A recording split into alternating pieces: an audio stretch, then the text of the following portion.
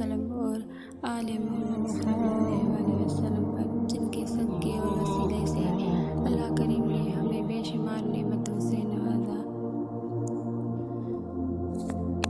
اللہ کریم ہمیں خوب محبت کے ساتھ درود پاک پڑھنے کی توفیق عطا فرمائے۔ جب رب کریم کرم فرما کر حبیب صلی اللہ علیہ وآلہ وسلم کے صدقے کسی کو درود پاک پڑھنے کے لیے چن لے تو اب اس شخص کو چاہیے کہ درود پاک کو اپنی زندگی کا وظیفہ بنا لے۔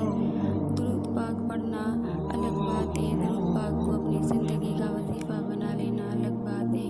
درود پاک کو اپنی زندگی وظیفہ بنا لینے کا یہ مطلب ہے کہ درود پاک پڑھنے والا ڈٹ جائے اور وہ کہے کہ چاہے کچھ بھی ہو جائے میں نے درود پاک پڑھتے ہی رہنا ہے، بس خوشی ہو یا غم ہو، صحت ہو یا بیماری، الغرض حالات جیسے بھی ہو درود پاک پڑھتے رہنا چاہیے۔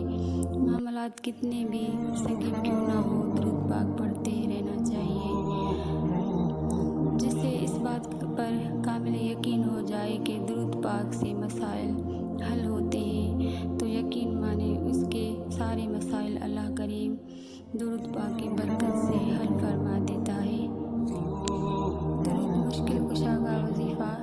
اس درود کو مشکل کشا اس لیے کہا جاتا ہے کہ کسی بھی بڑی سے بڑی مشکل سے نجات کے لیے اس درود پاک کو پڑھنے سے مشکل حل ہو جاتی ہے، مصیبتوں سے نجات مل جاتی ہے۔ کسی کو بھی کوئی بھی پریشانی ہو یا مشکل ہو تو اس وظیفے کو کریں تو انشاءاللہ تعالیٰ اس کی ساری مشکلیں حل ہو جائیں گی، اس کے سارے مسئلے حل ہو جائیں گے اور اسے تمام مصیبتوں اور مشکلاتوں سے نجات مل جائے گی۔